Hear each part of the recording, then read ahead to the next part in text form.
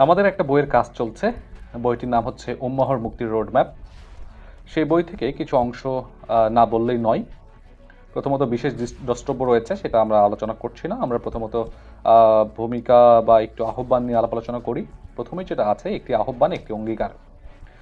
কখনো কখনো ইতিহাস এমন এক ভয়াল দ্বারপ্রান্তে এসে দাঁড়ায় যেখানে থেমে থাকা মানে নিশ্চিত পতন, আর এগিয়ে যাওয়া মানে এক নতুন প্রভাতের দ্বার উন্মোচন। আজ মুসলিম উম্মাহ ঠিক সেই ইতিহাসের অগ্নিপথে দাঁড়িয়ে আছে।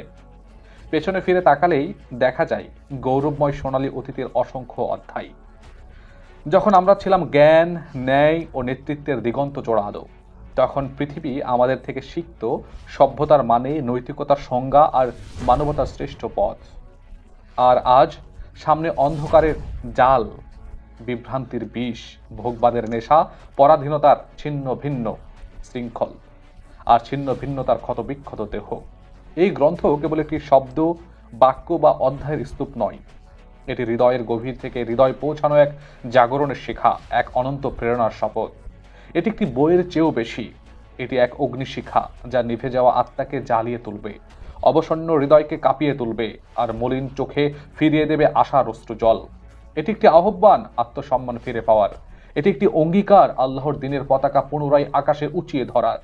প্রতিজ্ঞা হোক আজ, আর নয় অবহেলা, আর নয় অপেক্ষা। আমরা জাগবো, আমরা প্রস্তুত হব, আজই, এখনই। কিন্তু প্রশ্ন জাগে, কেন আজই?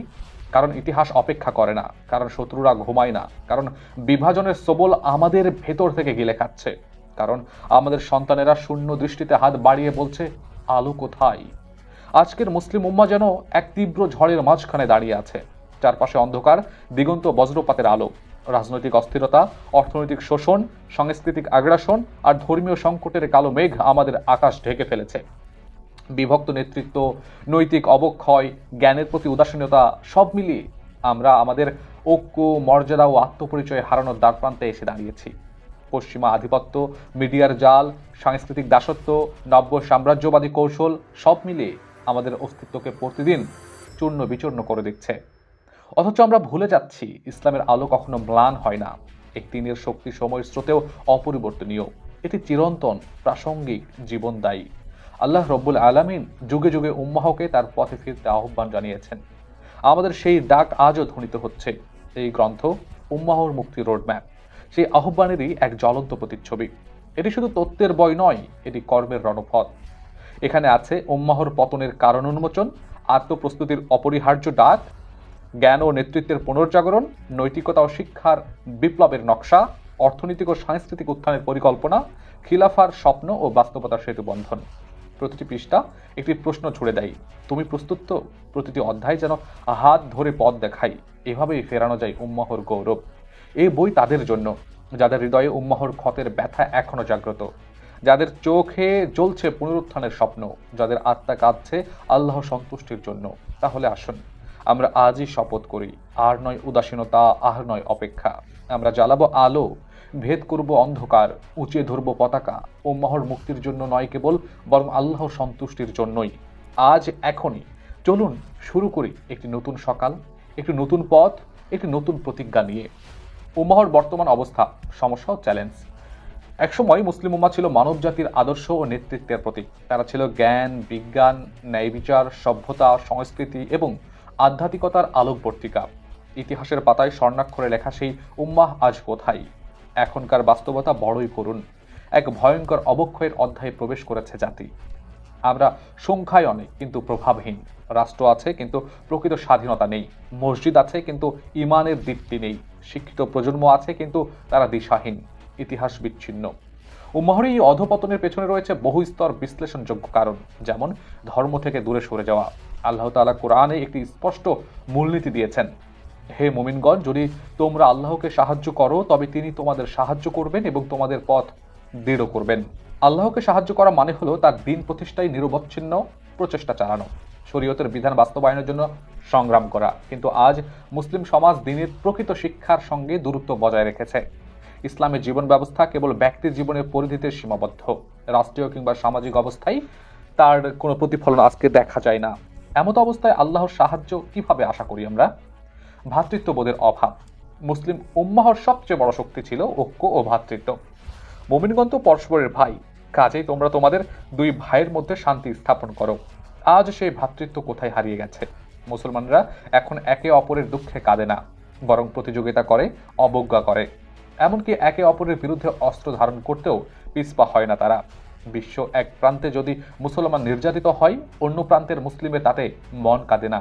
এই কেমন ভ্রাতৃত্ব? নিজেদের মধ্যে দ্বন্দ্ব সংঘাত। মুসলিমদের পতনের অন্যতম বড় কারণ হলো অভ্যন্তরীণ কলহ, দলাদলি ও বিভাজন। তোমরা ঝগড়া বিবাদে লিপ্ত হয়েও না, তা না হলে তোমরা সাহস হারাবে ও তোমাদের শক্তি ক্ষয়প্রাপ্ত হবে, বলছে আল্লাহ তাআলা। আজ মুসলিম দেশগুলো একে অপরের বিরুদ্ধে ষড়যন্ত্র করে, যুদ্ধ করে, পরাশক্তির দালালি করে। এই বিভাজন উম্মাহকে দুর্বল করে তুলেছে দিনকে দিন এবং শত্রুদের জন্য উন্মুক্ত করেছে দ্বার। বিলাসিতা ও দুনিয়ায় আসক্তি। ইসলাম দুনিয়াকে চিরস্থায়ী আবাস মনে করতে নিষেধ করেছে। দুনিয়ার মূল্য যদি আল্লাহর কাছে একটি মাছির ডানার মতো হতো, তবে কাফিরদের তিনি এক ঢোক পানিও পান করতে দিতেন না। কিন্তু মুসলমানরা আজ দুনিয়াকে আঁকড়ে ধরেছে। আখিরাতের কথা ভুলে দুনিয়ার বিলাসিতা, ভোগবিলাসিতা, আরামায়েশেই হয়ে উঠছে একমাত্র লক্ষ্য তাদের। ফলে আত্মা হয়ে গেছে শূন্য, চরিত্র হয়ে গেছে দুর্বল, অধিকার আদায় নিষ্ক্রিয়তা। জুলুমের বিরুদ্ধে দাঁড়ানো ইসলামী চেতনার অংশ, কিন্তু আজ উম্মা নির্যাতিত হলেও প্রতিবাদ করে না। অধিকারের দাবিতে সংগ্রামের পরিবর্তে আত্মসমর্পণই যেন মুসলিম বিশ্বের নীতি হয়ে দাঁড়িয়েছে। অথচ কুরআনে আল্লাহ হুঁশিয়ার করে বলছেন, তোমরা যদি জিহাদে না বের হও, তবে তিনি তোমাদের বেদনাদায়ক শাস্তি দেবেন, তোমাদের পরিবর্তে অন্য জাতিকে আনয়ন করবেন। আদর্শ নেতৃত্বের অভাব। উম্মাহ আজ সবচেয়ে বড় দুর্বলতা হচ্ছে একটি যোগ্য, একটি আদর্শ এবং ইসলামী চিন্তায় উদ্বুদ্ধ নেতৃত্বের অভাব। আল্লাহ ফাসাদ সৃষ্টিকারীদের কর্ম সার্থক করেন না। বর্তমানে অধিকাংশ নেতারাই দুর্নীতিগ্রস্ত, নীতিহীন, মুনাফিক ও শাসক প্রেমে অন্ধ। তারা উম্মাহর ঐক্য নয়, বরং নিজেদের স্বার্থে কাজ করে। কাফিরদের সাথে বন্ধুত্ব ও বশ্যতা, আল ওয়ালা ওয়াল বারা, আল্লাহর জন্য ভালোবাসা ও শত্রুতা ইসলামের ভিত্তি আকীদাগুলোর একটি। অথচ আজ মুসলমানরা ইসলাম বিরোধী শক্তিকে বন্ধু বানিয়ে নিয়েছে। তোমাদের কেউ যদি ইহুদি ও খ্রিস্টানদের বন্ধু হিসেবে গ্রহণ করে, তবে সে তাদেরই একজন। এই ভুল নীতির কারণে উম্মাহ রাজনৈতিকভাবে দুর্বল হয়ে গেছে এবং তার আত্মমর্যাদা হারিয়েছে। রাজনৈতিক বিভাজন ও অস্থিরতা। সিরিয়া, ইয়েমেন, লিবিয়া, সোমালিয়া থেকে শুরু করে ফিলিস্তিন জুড়ে বহু দেশে মুসলিমদের রক্ত ঝরছে। আরব বসন্তের পর উম্মাহর রাজনীতি হয়ে উঠছে আরও বেশি অস্থির ও বিভ্রান্তিকর।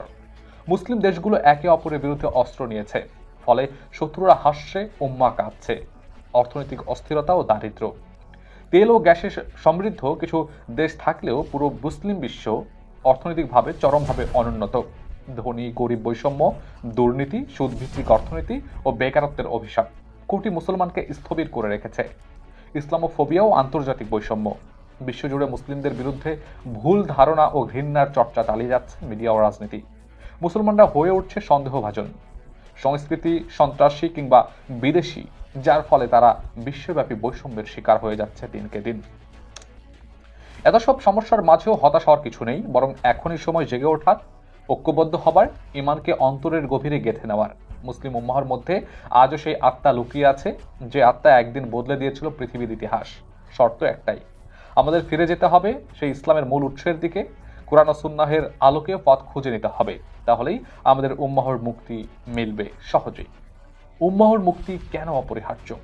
বর্তমান সময়ের মুসলিম উম্মাহ এমন এক সন্ধিক্ষণে দাঁড়িয়ে আছে যেখানে তাদের অস্তিত্বই প্রশ্নবিদ্ধ হয়ে পড়েছে।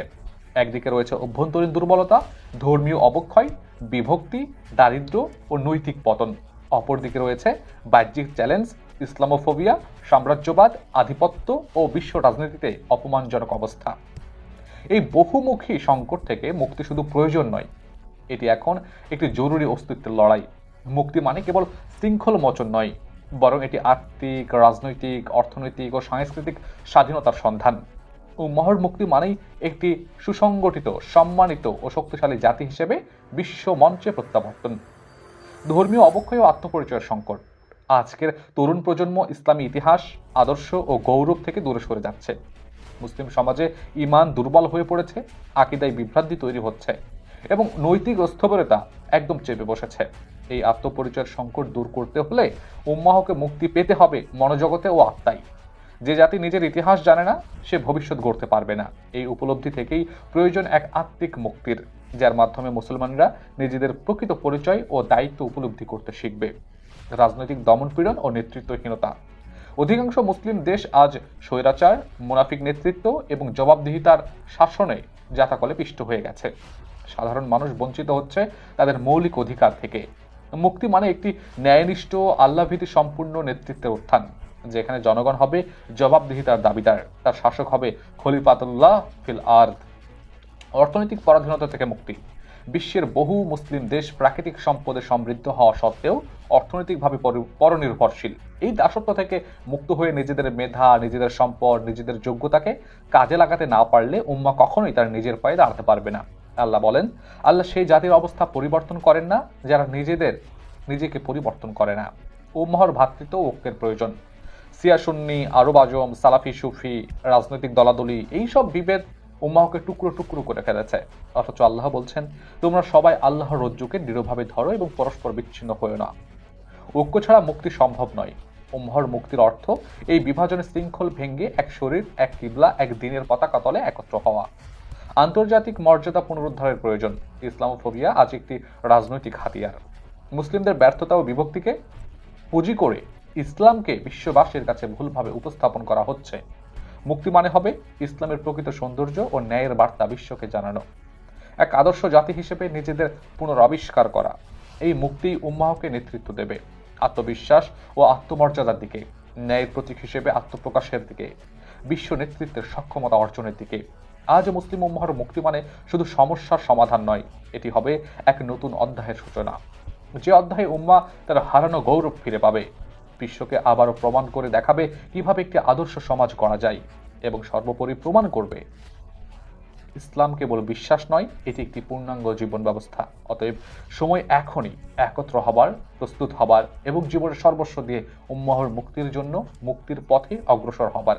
কারণ মুক্তি একমাত্র পথ যেখানে গৌরব, নেতৃত্ব এবং পরকালীন সফলতা অপেক্ষা করছে আমাদের জন্য।